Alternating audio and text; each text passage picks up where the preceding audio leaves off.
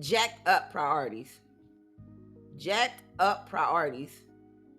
I don't know what the hell happened, y'all, but I tell you, hold on. I'm trying to get y'all back to where we were. I don't know what the hell happened. I just know that, let me do this, because... Gentlewoman from Georgia, Ms. Green, is recognized for 5 minutes. Thank you, Mr. Chairman. The root cause of migration is a federal government that has legalized an invasion into this country. That's the root cause. And you talk about treason, I can tell you right now, I consider that treason against American citizens. This has been an invasion in this country, and the cartels have benefited by tens of billions of dollars. Mass deportations cannot happen fast enough. Not fast enough. Not for the cartels, terrorists, gangs, and criminals that have made billions and billions of dollars, and children have been the biggest victims of it. Human trafficking is a $150 billion a year industry. In 2021, Georgia had one of the highest number of cases per capita that were reported through trafficking hotlines. Approximately 1/3 of all human trafficking victims are children. The United States is one of the top destinations for human trafficking and is among the largest consumers of child sex. That is sick. The average age of entry into the commercial sex market is 12 years old. Joe Biden and Kamala Harris have been complicit, just as you testified, Mr. Carroll, in making the United States federal government the world's largest child sex trafficking organization in modern history. My God, what has happened to our country? This administration has adhered to our enemies and allowed cartels and coyotes to make around $13 billion a year in human trafficking alone. Joe Biden, Kamala Harris, and Mayorkas have allowed over 500,000 unaccompanied alien children to cross our border. As Mr. Carroll testified, the probability that thousands of these alien children are being raped at this very moment is 100%. Ms. Rodas, you further highlighted that when we learned in February 23 that 85,000 of these children were missing, zero action was taken to rescue the children, and zero action was taken to prevent other children from being lost in slave labor, commercial sex, organ harvesting, and other unspeakable evils. I don't care if the organ harvesting happened in Mexico. If the buyers are in the United States, we got a serious problem. And consequently, more than a year later, in July 2024, we learned that this administration has lost track of more than 320,000 children. How on earth do we do that? I asked the same damn question.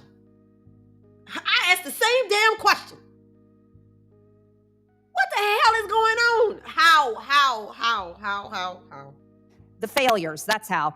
These are the results of Democrat policies. The Democrats want to claim moral superiority and accuse us of family separation policies. Well, they are the party of child sex trafficking, and the American people spoke out about that on the election.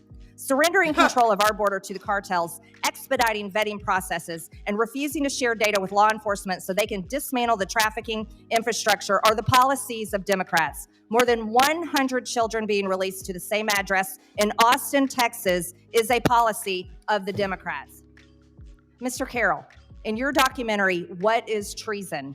There's some very heart-wrenching claims about the trafficking of unaccompanied children.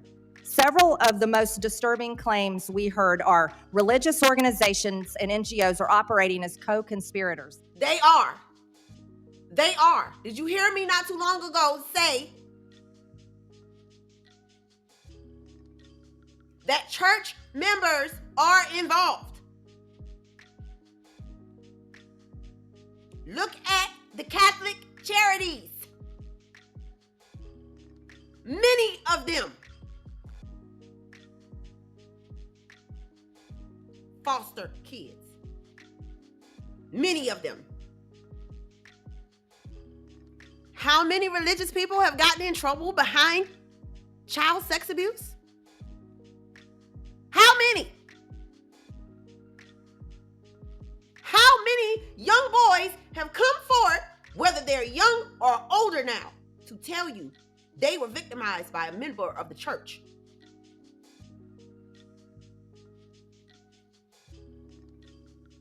I am a victim of members of the church.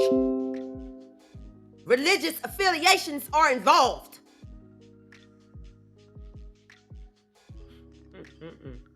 These organizations are used as the pipeline to traffic the children to the end abuser in many instances. Other disturbing claims made include pedophilia rings, purchasing children, as well as organ harvesting. Can you please talk in specifics about the evidence and finding of your research that have led you to these conclusions? That's a great question, because the federal government does not have the ability, the capacity, or the manpower to move 30 million people that have crossed the border in the last 4 years into America. They can't. So who do they partner with? The federal government partner with the NGOs, all cloaked under the umbrella of religion. And they're paying them with American tax dollars, by the way. We are talking about, this is Joe Biden's numbers and statistics. In 4 years, he will have spent over $700 billion on illegal immigrants to surpass $1 trillion. That's the range that we have. Are y'all hearing this? $700 billion to facilitate the support for illegals or immigrants, whether they're illegal or not. What?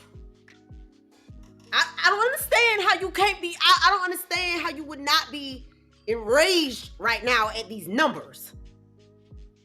Considering the fact that we are talking about taxpayers' money. That is us, y'all. That's us. The people who pay taxes. The citizens who pay taxes.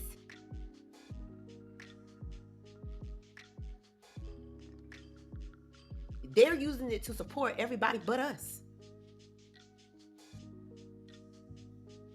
What?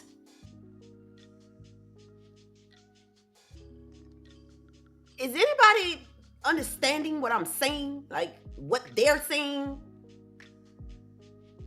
This is a reason to be enraged as an American citizen, a tax-paying citizen. This is a reason to be upset. They are telling you where your money's going, where it has been going. I'm telling you, these NGOs are making tens and hundreds of billions of dollars, and they are the traffickers. But Mr. Carroll, can you talk specifically about the organ harvesting? Where do we find evidence of this? Who do we need to talk to? Well, this is just like somebody says, well, show me where the drug cartels are. They're not showing you where they are. The organ harvesting is not going to, they're not going to show you. It's not 60 Minutes. They're not going to come and show you, hey, this is what we're doing. This is how it's going. I'm talking to people that are inside the belly of the beast, that are hunting children down to save them, to going after organizations that go after the giant. Gentlewoman's time has expired. This is happening in America. Undeniable. Thank you, Mr. Chairman. Representative Clark is recognized. Yes, thank you, Mr. Chairman. And I think the ranking members, the energy in this room is just so toxic. Oh, yes. The energy in the room is very toxic. Because I absolutely believe you got one side of the room that is completely understanding here and supportive and in the moment, in the present with what they are hearing and what they have read. They are in the moment. And then you have the other ones that can't fathom dealing with the undermining,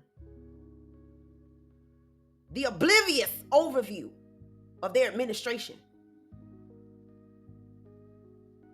The fact that they've been living in an ideological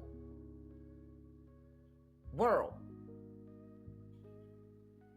So the only thing that they can do is attack. Attack people on their personal interests, their political interests.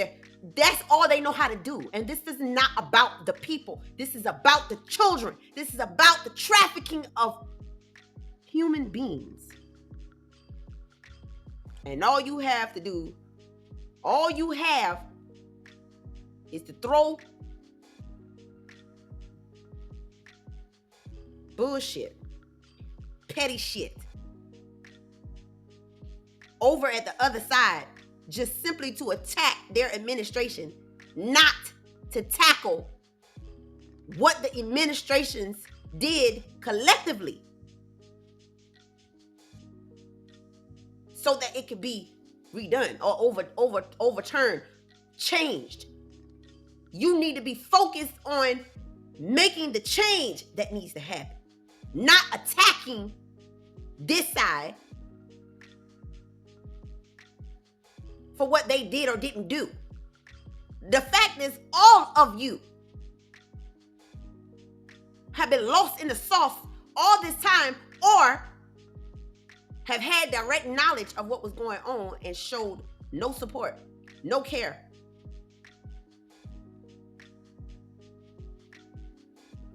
But I don't understand this shit. Share facts. President-elect Trump and his would-be newly appointed board czar, Tom Homan, who is known as the father of family separation, falsely claimed that people will not come to the United States border if they know they will be ripped apart from their family. Facts. Caring for children was not and is not a priority. I don't mean no harm, and I really don't give a fuck who got an opinion about what I'm about to say, but my opinion about this person who's talking right now is I don't give a fuck what you're saying. I'm sorry, I can't even look at you as a person of my color and be okay with anything that's coming out of your mouth right now. I cannot. Not when I know that culturally this is a problem as well. Just like you got immigrants who are trafficking their own, you got family members, friends, people in the same backgrounds that are seeing some shit happening, knowing some shit happening, and are doing nothing about it. Nothing. They are doing nothing. They could care less about you.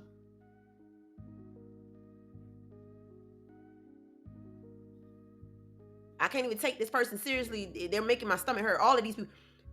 Miss Clark, Miss Ramirez, Mr. Ivy. I'd rather y'all kept y'all shit to yourselves. I don't agree with nothing that y'all fucking saying. And I don't sense the humanity in you at all. I surely do not. But I do sense the need to be conflicting and bring argument. I do sense that. It sounds like this side has been doing more attacking than anything. Priority for the Trump administration. The Trump administration had no plans for how to care for the children they whipped away from their parents. GAO found that the Trump administration had no contingencies in place to deal with the thousands of children they separated from their families, and this is why children remain separated to this day. So, Ms. Laren, could you explain more about what GAO found and why this became such a large problem? Yeah, we looked at the family separation policy back when it was happening. And as I mentioned before, we found that there was a lack of planning. There was a lack of consistent data that DHS and HHS had on these children. There was no way to record which children had been separated from their parents. And yeah, the separation policy created a crisis at ORR because they weren't prepared for the number of very young children. Most shelters were really geared towards 13 to 17-year-olds. And weren't really ready to take care of infants and young children. So they really had to scramble to be able to do that. It created a crisis. This is a fact. My Republican colleagues pretend to care about children, but their actions say otherwise. They defended President-elect Trump's family separation policy, put kids in cages, joked about it, and left kids at the mercy of the cartels by making them wait in Mexico under the migrant protection protocols. Just this Congress, they tried to undo protections for children in the Trafficking Victims Protection Reauthorization Act. Why don't we hear Republicans talk about the harm that those policies do to children? When they have full control of the government next Congress, I hope to see my colleagues take actions to make children safer. That is an underhanded remark for people who are oblivious. That's an underhanded remark, which I see that these people tend to do a lot. Underhanded. I mean, I'm assuming that this is like a political thing where they have to target the other administration or something. It's so. But in a situation like this is not the time to be going back and forth. This is the time to be coming up with what the hell we need to implement now to get this fixed. Not going back and forth, because this is not helping anyone. This is childish to me. Petty bullshit. Much for your response, Mr. Chairman. I think that, this is a very serious issue. But the way that this committee has conducted this hearing, bringing entertainment to the table to share with us their opinion. Who the fuck is entertainment? This lady is being so fucking undermining right now. Oh, goodness. Oh gosh. This shit makes me sick that this is what's in the fucking White House. But this lady's being so undermining right now as if these witnesses don't have credible backgrounds. I mean, these people work for these agencies, these government agencies that they are reporting on. They worked for them for years. What the fuck do you mean, this entertainment? There's nothing entertaining about this conversation. That is how I know that these people who are talking have no fucking humanity. I mean, their humanity is in question with me.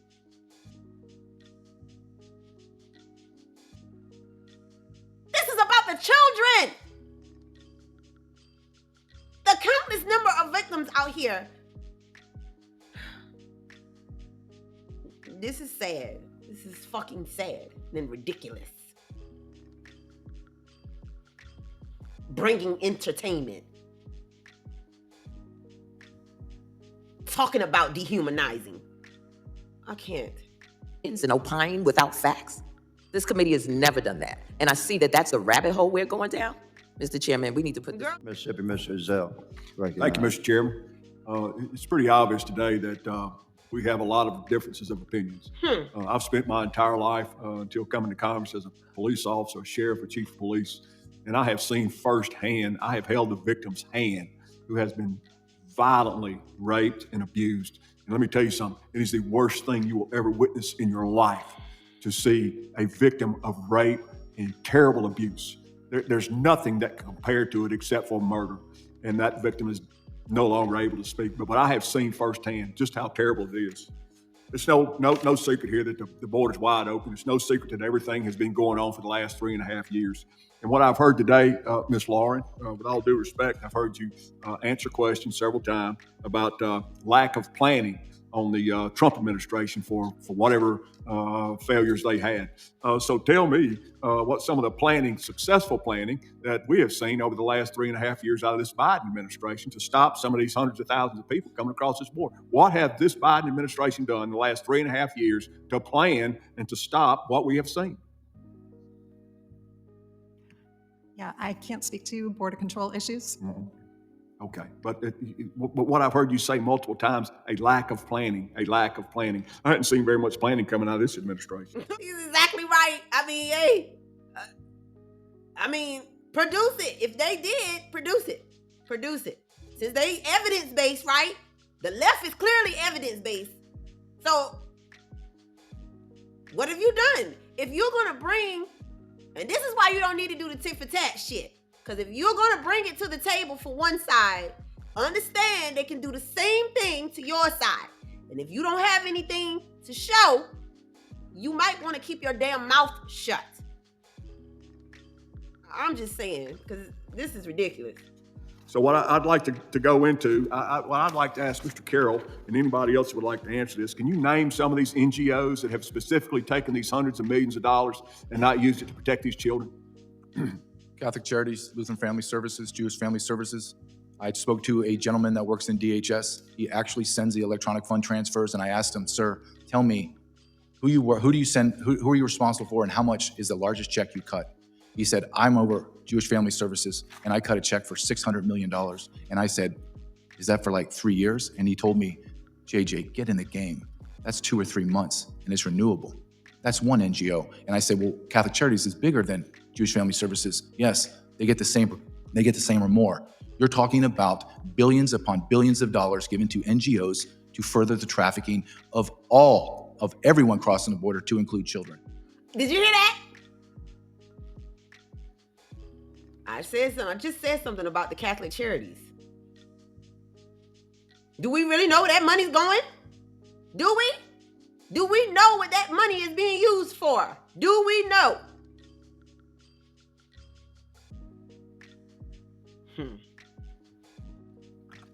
Ms. Rodas, I understand you were on detail to care for and place children entering into the United States via the southwest border with sponsors in the United States.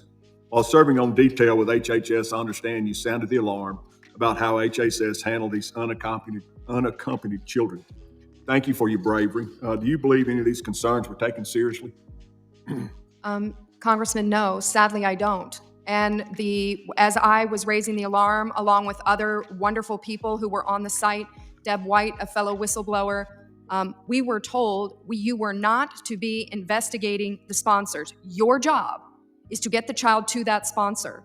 When we had children who were going to to addresses that we had already ID'd as having multiple children. And I'm talking to the boss, who's an attorney, my superior, the director. She said, Tara, you need to understand at HHS, we only get sued if we keep kids in care too long. We don't get sued by traffickers. That is appalling that I heard from a federal government employee regarding children who we knew were going to addresses that were already under investigation. She's saying that the reason why they didn't do any more investigation, or they couldn't do any investigation into the traffickers, she was told by her own boss,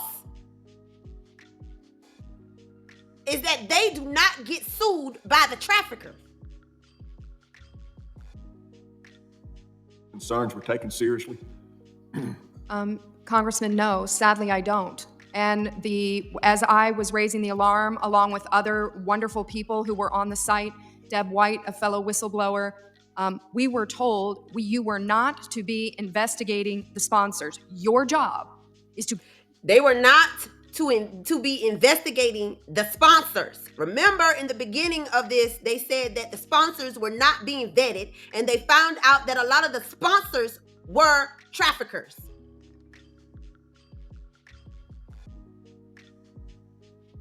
Get the child to that sponsor. When we had children who were going to addresses that we had already ID'd as having multiple children, and I'm talking to the boss, who's an attorney, my superior, the director. She said, Tara, you need to understand at HHS, we only get sued if we keep kids in care too long. We only get sued if we keep kids in care too long.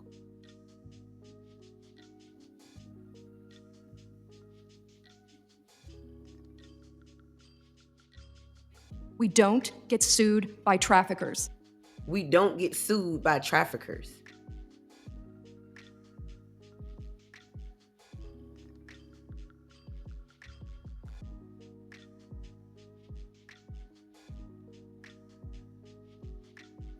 What the hell? That is appalling that I heard from a federal government employee regarding children who we knew were going to addresses that were already under investigation. I've never witnessed anything in my whole life, and had I not seen it with my own eyes, I'm not sure I could believe it.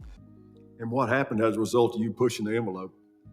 Well, I wasn't the most popular person on the site, but when DHS whistleblower Aaron Stevenson sounded the alarm and went public in August. You see what she's saying? Is after she brought it to their attention what was going on, at that point she made it known to them that she knew what was going on. And once you do that, if it goes against the majority, if you will, or if it goes against the plan, the scheme, you are now a target, or you are now going to be treated like a black sheep. Because now you know more than you did before, and you're capable of doing something about it. They ostracize you when you do this. That's what they do. They started, I'm sure, when she says that she wasn't the most liked person, this happened after she brought it to their attention. And this is what they do to people who find out what's going on and attempt to bring light to it. This is what they do. And the question is, why would they be doing this? It's wrong. Why would they be doing it though? Of 2021, and I saw that they were MS-13 and 18th Street gang. My husband is from El Salvador, so I know that this is not a good thing to be giving children to MS-13. They discovered that I went to the Department of Justice, Office of Inspector General, and HHS, Office of Inspector General, and it took them less than 20 days to falsely accuse me of wrongdoing, threaten me with investigation, walk me off the site, the perp walk in front of your peers, and take my badge. You see that? All because she's trying to do the right thing. She's trying to do the right thing. She's trying to, listen to what I'm saying. She's trying to do the right thing. That is why she lost her job. That is why she had to take the walk of purgatory, if you will, where everybody had to see her be walked out and hand over her badge. Because she was doing the right thing. What did I say? She's trying to bring light to something they don't want known to the public. These people work for the public.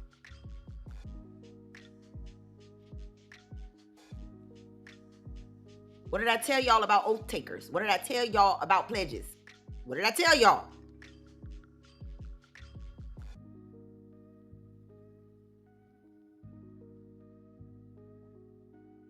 She loses her job. Why? Because she's trying to do the right thing. She knows this shit is wrong, and she's trying to do the right thing, and she's not getting help from the people that she should be. So she has to go outside of them, and that is the reason why they walked her off. You know why? Because if you lose your job in an investigation, the investigation stops. Ask me how I know.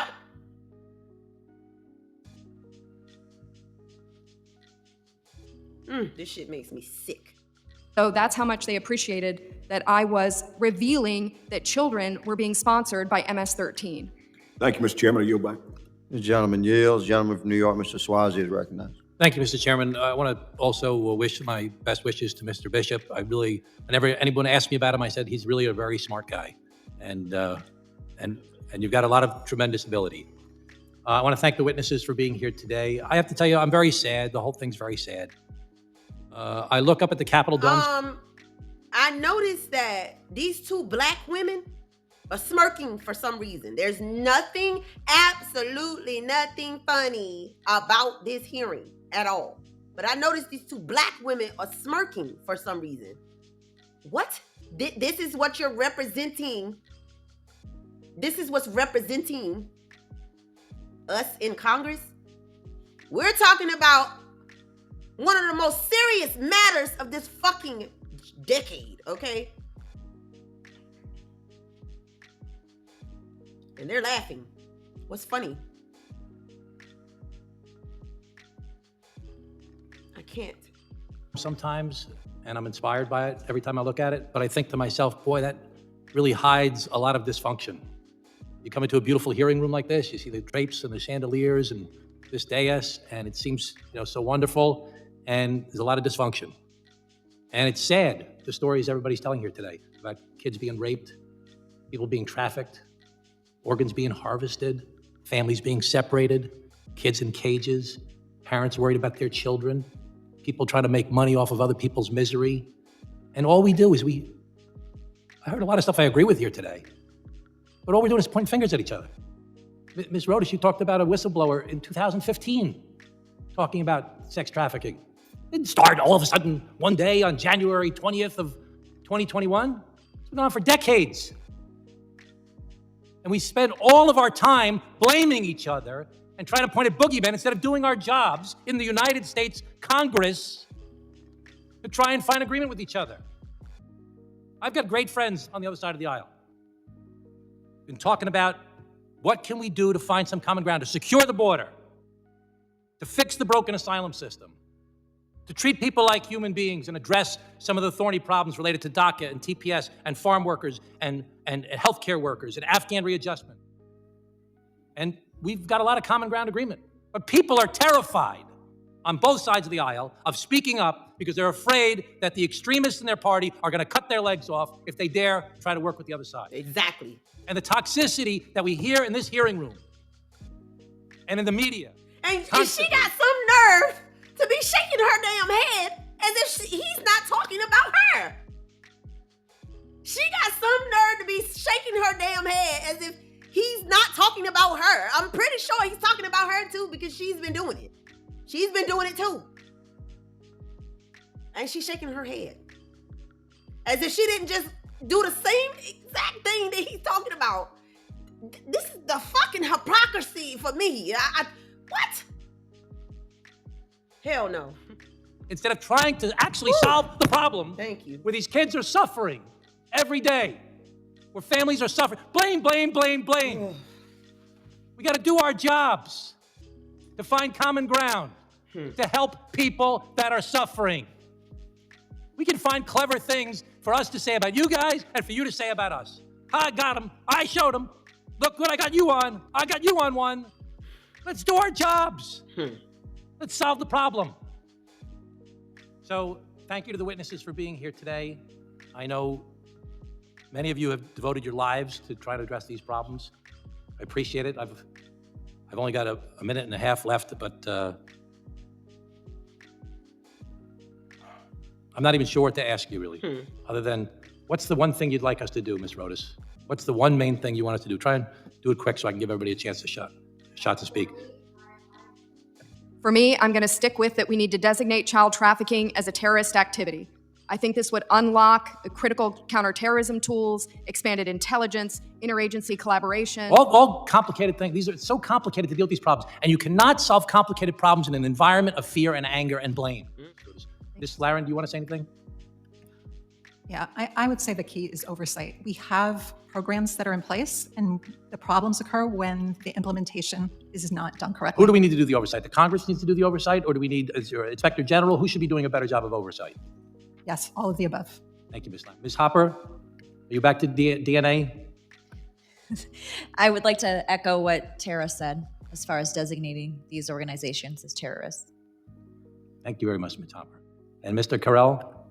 Yes, sir. The root cause of all this is open borders and the destruction. We have to secure the borders. There was a bipartisan deal to secure the borders. I've got a new proposal to secure the borders. No asylum applications in between the ports of entry. That's what I'm in favor of. No executive order. No. Congress says no asylum applications in between the ports of entry. Let's create safe mobility offices. You want to do remain in Mexico? I don't want you to remain in Mexico. I want you to remain in other countries all throughout the world and apply there. And if you apply there and you get denied, you don't come in. If you get accepted, you come in. Safe mobility offices throughout the country. Thank you, Mr. Gentlemen. Thank you, Mr. Chairman and ranking members and our witnesses for joining us today. Homeland security extends beyond protecting our borders and points of entry. It's about ensuring that these protections are implemented fairly and equitably. The pathway to citizenship is thought to unlock prosperity, but not everyone has the same key. I commend the Biden-Harris administration for taking significant steps to improve the care and safety of unaccompanied children, including addressing the harm caused by family separations during the Trump administration. However, more must be done. And like my colleague from New York, the fine gentleman from New York stated, we must talk about what we should be doing to address the problem. We know that the Biden administration has also come to Congress for help with the resources needed to do more. My question is to Ms. Laren. Can you also describe some of the assistance that the Biden administration has asked for from Congress? Have you received that help yet? Yeah, I actually can't speak to that. I'm not familiar with the Biden administration's requests. What? Did y'all hear that? Hold on. Wait a minute. My question is to Ms. Laren. Can you also describe some of the assistance that the Biden administration has asked for from Congress? Did you hear that? Describe some of the situations where the Biden administration has asked for assistance for. Have you received that help yet? Yeah, I actually can't speak to that. I'm not familiar with the Biden administration's requests. What? She don't know what the lady talking about. That's interesting. Okay, that's interesting. All right. My closing, because I know we have to rush to votes, is that Congress has a responsibility to come together to fund and support these critical efforts. Our conversation today is vital, even though it's a little toxic. It yields. I thank the witnesses for their testimony today and members for questions. Mr. Brady, you need to be... Yeah, I'd like to submit a statement for the record at the right time, Mr. Chairman. Yeah, so let's do that now. I'd like to submit a statement for the record from the Kids in Need of Defense, some recommendations on how the government can protect some of these children. Okay, y'all, because, yeah, I just had to bring that to your attention, that this is what's going on right now. And it's very interesting that when I was watching this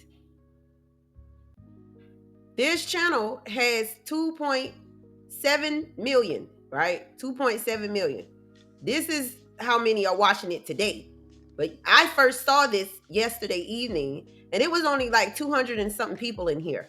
out of 2.76 million. If you go to some of these other live broadcasts where they're talking about different stuff, especially stuff that has to do with P. Diddy, way more numbers. Way more numbers. But it's interesting how a lot of the news, the mainstream news, is not covering this at all. They didn't talk about this. And I'm talking about AP, CNN, MSNBC. I'm talking about y'all.